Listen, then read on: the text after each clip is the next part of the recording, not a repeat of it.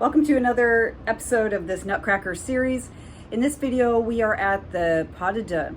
So we have a great Piccolo part in this scene where we get to shine really bright on top of the most beautiful melody there ever was, which starts with the cellos. And when the cellos come in first in this scene, I always wish I played the cello. That's okay, because we have this awesome part coming up. But actually, for the last 10 years or so, I was a member of the Milwaukee Ballet, and we had many Nutcrackers.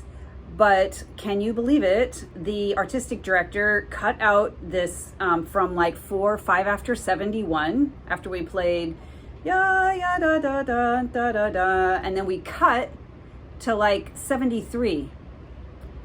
I kind of took it personal.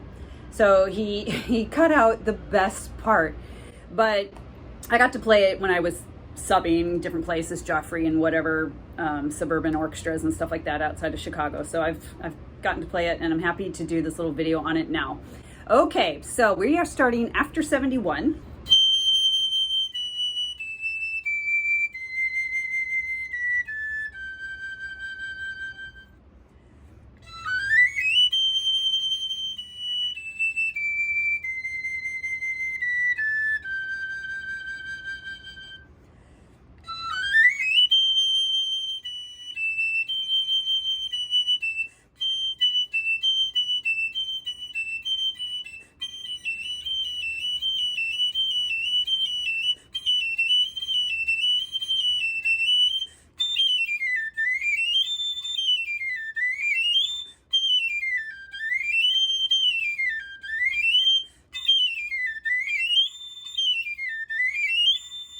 So the things to consider here are our first entrance. When we come in, measure after 71, it's so glorious sounding, but it can easily give the piccolo player anxiety because that high G can have a very strident sound. It can be flat. We're not really sure what to do with vibrato because it's a very passionate melody, but you have to be very careful with vibrato on the piccolo. So having said all that, I would practice with your tuner on, just seeing where the intonation lies. For me, my high G is flat. F sharp's okay. E, I just keep my pinky down. I don't lift it off because if you lift your pinky off, it might be in tune. But the tone color changes enough that I don't like it. The D, I just have to make sure to keep it a little on the high side, but not too high, because C is next, and that'll be flat, and I keep that up. And then B, A, G, make sure I'm not sharp. My middle G can really shoot up. So that's what my tendencies are. I think those are pretty typical. So I would go without any vibrato. I just turned on my tuner.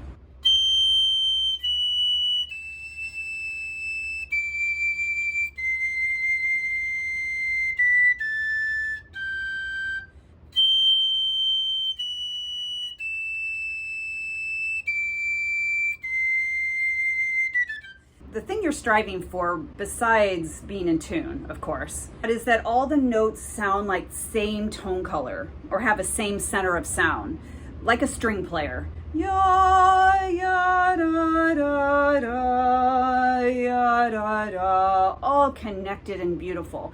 So the extra difficult thing on the piccolo is that we have different pitch tendencies for all of those notes. I mean, you don't have to.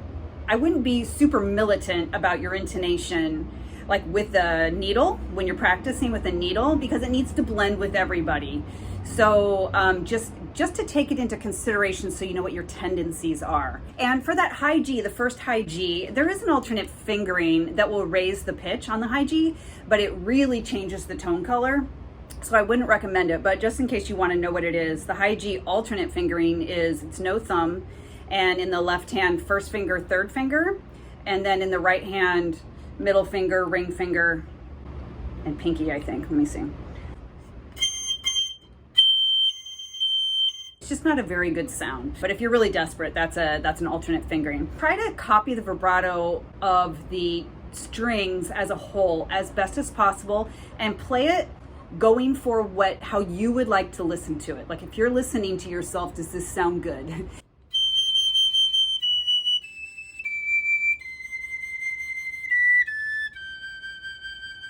One last thing about this scale. I know I've been saying a lot about this one measure here, but high G is good. And when you go to the F sharp, it's very easy for that F sharp to not speak or to drop on you. I know if I'm not in really great shape, that's an issue for myself. So I just have to make sure the G comes out, usually no problem. When I go to the F sharp, I keep my embouchure small, or even maybe just a tiny bit smaller for the F sharp, just to make sure that F sharp comes out.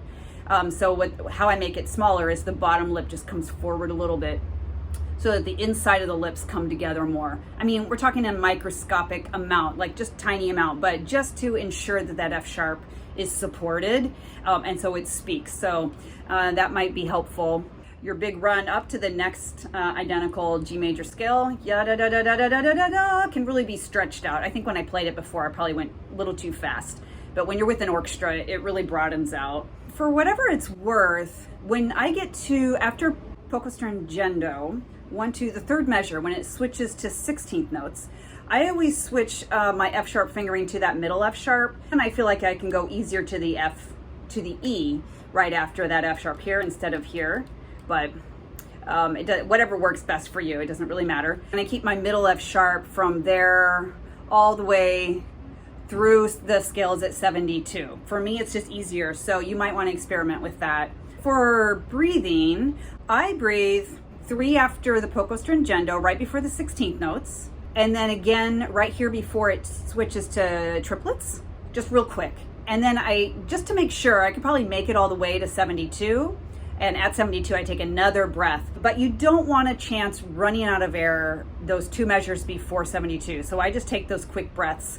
And usually the tempo is stretching out so much, or it's very flexible, so you have the time to get in a breath. And usually it slows down a little bit right before 72. Ya da da da da da da da da da da da da da da da da da da. And these scales at 72 are not as fast as you might think. I know when I practice them by myself without an orchestra, I always plow through them way too fast. But with an orchestra, it's ya da da da, so da a a a ya da ya da ya. They're really not that fast, and they sound much more impressive if you get all of the notes down and all of the notes up.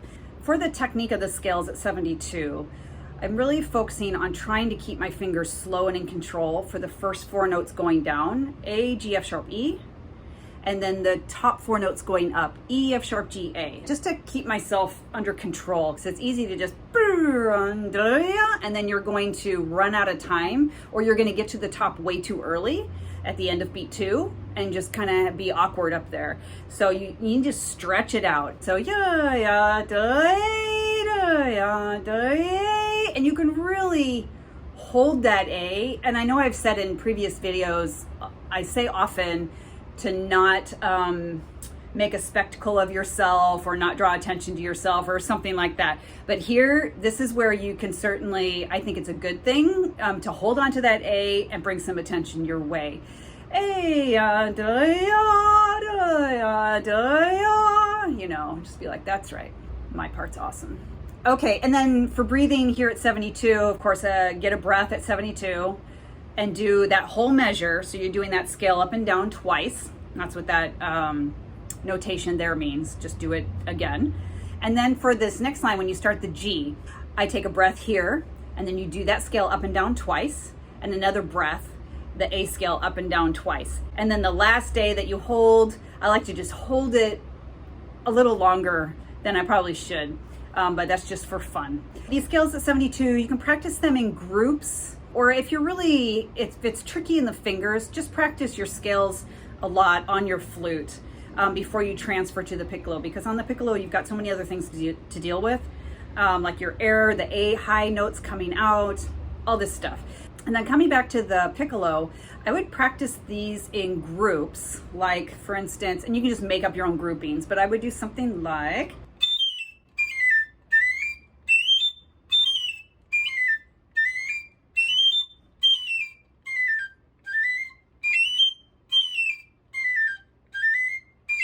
or you could do something like,